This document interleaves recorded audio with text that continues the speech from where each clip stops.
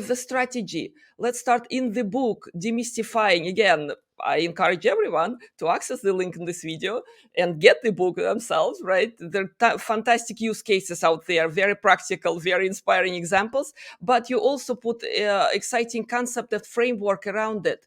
So where, let's say, let's talk about CTOs, CIOs, and there are CDOs now, right? Digital officers. So where do you think the conceptual work should start? Because we know technology is not just for sake of the technology. Very well said, Irene. Technology is not the end by itself, it's the means to the end. And keeping that in mind, like you said, even during the course of writing this book, a lot of it was informed by my conversations with not just my co authors and case study authors, but leading executives in the private sector, from the business side, operational side, data science, technology, cloud. Probably spoke to about 200 authorities, great executives, managers, data scientists, in order to come up with this framework. So, the one thing that I tried to do was distill it down to 6 key points.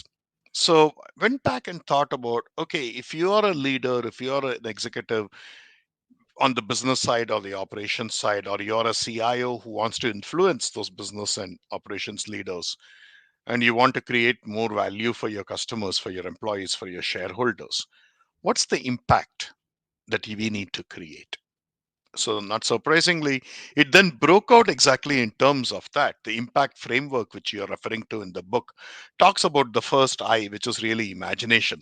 And I break down imagination into what that really means. It's not a foo foo word that basically says, oh, you can go think whatever you want, it'll happen. No, I break it down in terms of what it means in terms of discovery of new products and services, invention, innovation, and how that can be used and where AI fits in. The second part of impact is M, which is maturity.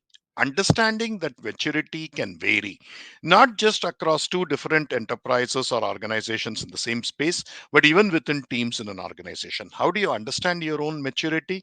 And how do you put a strategy, to your point, and tactics in place to go up the maturity curve?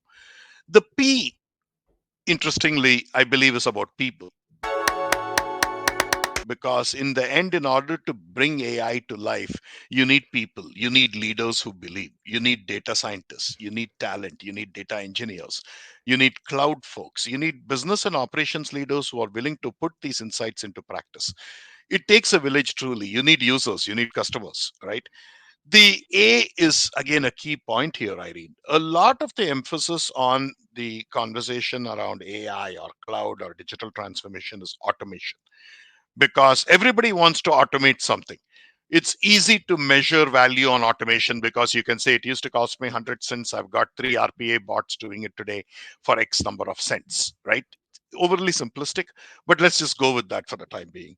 What it doesn't talk about is the true capacity of AI, not just to automate, which in my opinion is a very low bar, but also amplify human intelligence and augment human intelligence, which is why I call it symbiotic.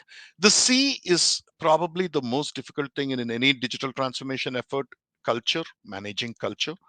And we talk about how you do that. And finally, the T is how do you transform? What does transform mean? Because it doesn't end when you become a symbiotic organization, because that now creates new opportunities. How do you take advantage of it? I hope that makes sense.